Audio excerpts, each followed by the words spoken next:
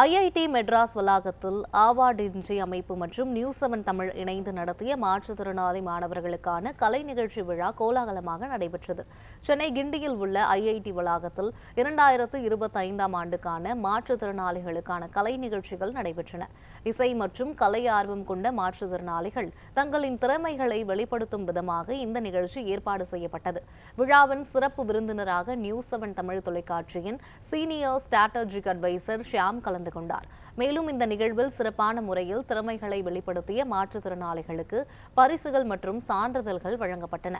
தங்களது இயலாமையாலும் மன உறுதியுடனும் மற்றும் உற்சாகத்துடன் கலை நிகழ்ச்சியில் பங்கேற்ற மாற்றுத்திறனாளிகளின் கலை நிகழ்ச்சி காண்போரை மெய்சிலிர்க்க வைத்தது.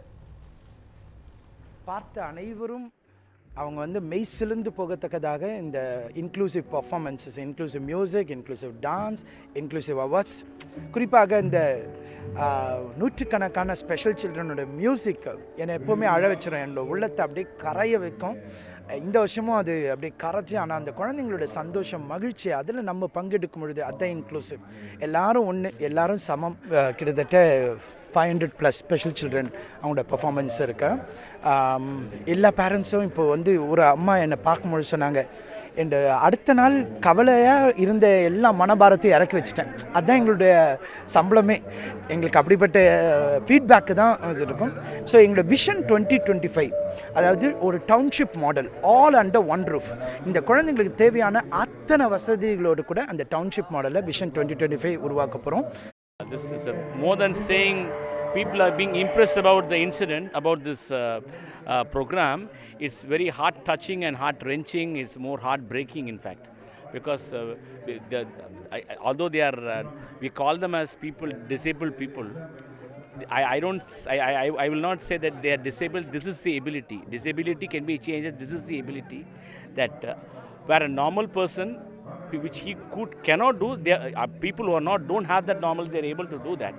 They should go across the nations, in all institutions they should go across, and we invite people to support nationally, locally as well as internationally. திறமைகள் எல்லாத்தையோட how we make knowledge, அதாவது எல்லா விதமான படிப்புகளும் எல்லாருக்கும் எப்படி போய் சேர்க்கணும். இப்போ மியூசிக் போயிட்டுருக்கு, மியூசிக் எல்லாருக்கும் எப்படி அக்சசபிள் பண்ணலாம் அப்படின்னு தான். I think 21st century is a century of inclusivity. இது வரைக்கும் இன்டர்நெட் இல்லை, டிஜிட்டல் ஃபார்ம்ஸ் இல்லை. இது வரைக்கும் பலவிதமான மக்கள் நலிந்த சமுதாயத்தில் இருக்கிற மக்கள் பின்தங்கியே இருந்தாங்க. இப்போ 21st centuryயில் we are evolving many ideas. Loshika என்கிட்ட 5 இயர்ஸாக டான்ஸ் கற்றுக்கிறா. அவள் டவுன் சிண்ட்ரோம் சைல்டு. ஆனால் அவள் அந்த மாதிரி பிஹேவ் பண்ண மாட்டாள். எப்பயுமே நார்மல் சில்ட்ரனோட தான் எப்பயுமே அவள் கிளாஸில் அட்டன் பண்ணுவாள். எப்பயுமே அந்த வித்தியாசம்லாம் அவட்ட எப்பயுமே இருக்காது. ப்ரோக்ராம்ஸ்லாம் நிறைய அட்டன் பண்ணியிருக்கிறா. மோர் தேன் 50 ப்ரோக்ராம்ஸ் அவள் ஸ்டேஜ் ப்ரோக்ராம்ஸ் பண்ணியிருக்கிறா. எப்பயுமே பயந்து நிற்கிறது அந்த இது எதுவுமே இல்லை. மற்ற ஸ்டூடெண்ட்ஸோட இவ தான் ரொம்ப அட்ஜஸ்ட் பண்ணி நல்லா ஆடுவா. என்னோட ஒரே எய்ம் இவளுக்கு அரங்கேற்றம் பண்ணி இவளையும் என்ன மாதிரி ஒரு டான்ஸ் டீச்சராக உருவாக்கணுன்றது தான் என்னோட எய்ம்.